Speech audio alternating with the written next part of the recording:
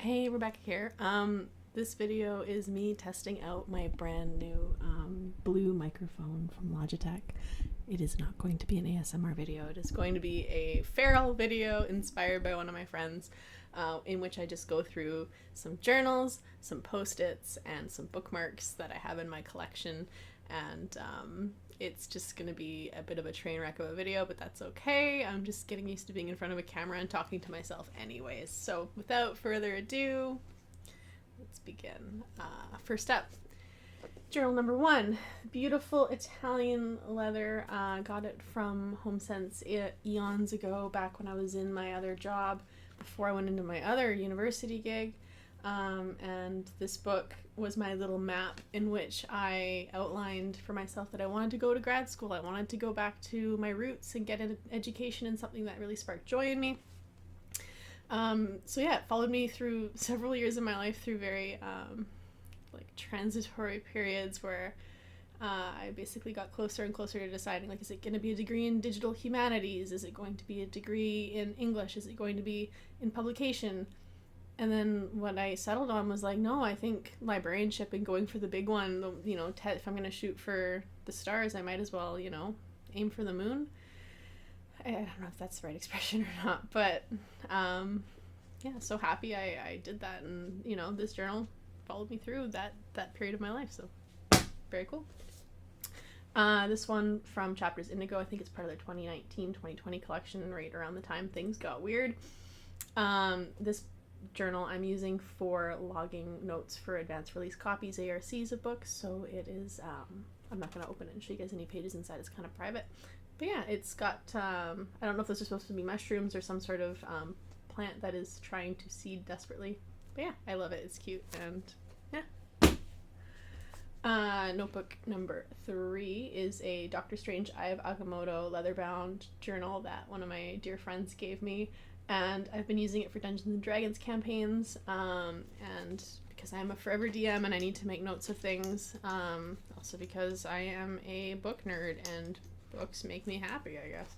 But no, if you open it up, you can see there's various campaign notes. Ghosts of Saltmarsh, that was one that my office was running at one point, and yeah, just super cool. So. Also, I have to say a huge thank you to all of the dungeon masters that have been running for me lately. So I haven't had to run a session in forever because I am a little burnt out on running D&D, and it's been great just to have the support of other people to kind of share the burden with. But journal number 4, embossed R notebook, unused. Got it on clearance at Winners, and it smells like leather. So yeah, it is mine. Journal number 5 is this lovely, really large, planty looking, I don't know, naturally book that I picked up at the same time I got my little green one from Chapters Indigo, so back 2019, 2020. It's actually where I log my notes for books that I'm writing, and then when I start writing story notes, because I am working on one novel that features a Pacific Northwest mushroom picker that encounters a Wendigo. It's super fun, and if you guys want, I can talk more about my storyboarding idea, but yeah, writing is kind of one of those areas that has always kind of made me super unsettled, just as anything involving recording or any documentation in that regard. So anyway, this journal was another gift from a dear friend. It is meant for me to manifest thoughts of self-improvement. I take notes in here whenever I read books by for example, Brene Brown, and it's just just live your ideal life, and things will be good, right? I don't know Brene Brown. I've read a couple of her books at this point, and they're all kind of the same to me. But finally, last journal of this video is my personal journal. I write a lot in it. If you look where the bookmark is, that is probably where I am in it. I do believe that journaling is good for the soul. There's a literal box of full journals I have in storage because I've been doing this for years, and anytime someone's come up to me and been like, hey Rebecca, I'm going through something and I want your help to clear my thoughts, my first word of advice is, have you tried writing it down? Because the second you put pen to paper, you kind of manifest the direction you want to propel yourself in right there. So journals, journaling. Okay. Part 2 of this video, in which I go totally feral. Post-it notes. I have stationery drawers in front of me here on hand. And I have these things, in which I can't stop buying them because I get really excited when I see different colors, and they're actually really cheap at the dollar store or on Amazon. You can buy them in large packs. Tabs. I tab everything. Now, after taking preservation methods at my school, I have learned that probably not good because they're adhesive. But also, if you're someone like me and you like to do book reviews, personal, or even now I'm doing them publicly, they're very helpful for that. So, book tabs. Post-its. I need to bring wine to a potluck, apparently. Japanese post-its. Very cute. A little cute post-it book thing that I think I got for free from somewhere. I can't remember where right now. Regular post-its. Notebook style post-its.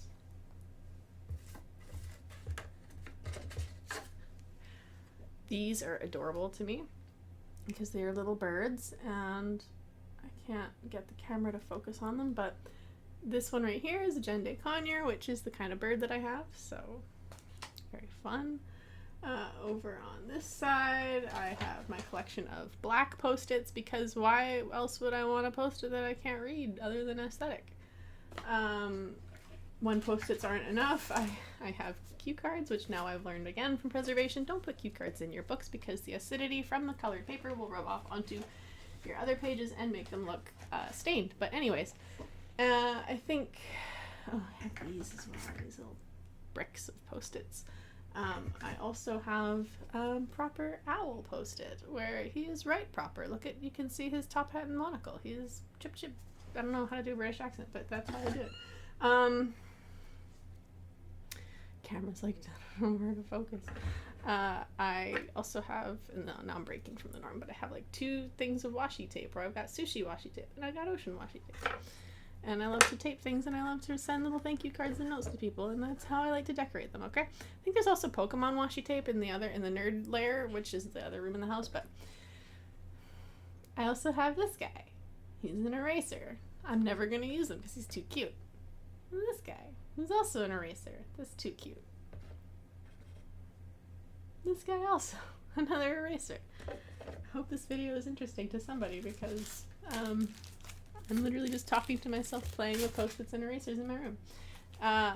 It's all back in one spot, nice and neatly, super quick here. Okay. Next up is bookmarks. As promised, I have many of them. I don't think this is all of my bookmarks. I think there's a couple of them that are like put around in places. I have friends that have been through different countries and have brought me them. I think there's like a Guinness one like in my copy of Name of the Wind right now, etc. So anyways, these 2, my most recent acquisitions, preservation, these are considered like deteriorating elements to books and special collections. So water is a big one, and light is another big one. And if you flip these lovely ones over, it actually tells you a bit about like the ideal lux you should have your collection room at, as well as like relative humidity on the water one, and hydration temperature. So these are super fun. They're super like nice little point blasters to kind of like, oh, this is where I go. They're from the Preservation Society of American Archivists preservation section, and I have to thank one of my colleagues for bringing these back from their tour this past weekend, and bringing them to me. Next up, I have my reading list bookmarks. I bought these as a set, and I've got a couple of them in use right now, but I don't know where they are. They're somewhere they're in a book somewhere. But you're supposed to like record like the title of your books and like how your rating system for each one that you go through, and I have a couple of these left, so these are super fun. The Wave bookmark. Wooden Valaris bookmark. Pokemon trading card holographic bookmark. Bookmark from a friend who went to Mexico. Bookmark from a friend who went to Amsterdam, who lives in Germany. Resin bookmark from Craft Market. Plane ticket to LAX that I use as a bookmark.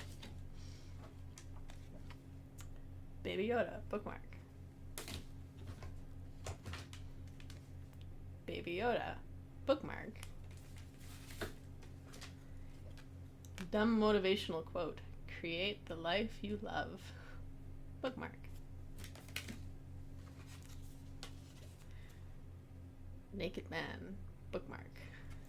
It's Azrael from Sarah James. Okay. Bookmark from a friend. Whistler. Painted by Shelley Wonnicott. Pokemon bookmark from some sort of trading card event or convention I went to, most likely in the last 3 years, because I go to a lot of those. I have a stack of these with my children's books. These were all free, given to me by the Bookman, because the staff there are amazing, and they saw me buying a bunch of children's books one day, and they're like, oh, you must be a school teacher and buying this for your students, right? And I was like, yes. And they're like, would you like bookmarks for those? And I was like, sure, because I have a problem when it comes to collecting bookmarks. So, bookmark.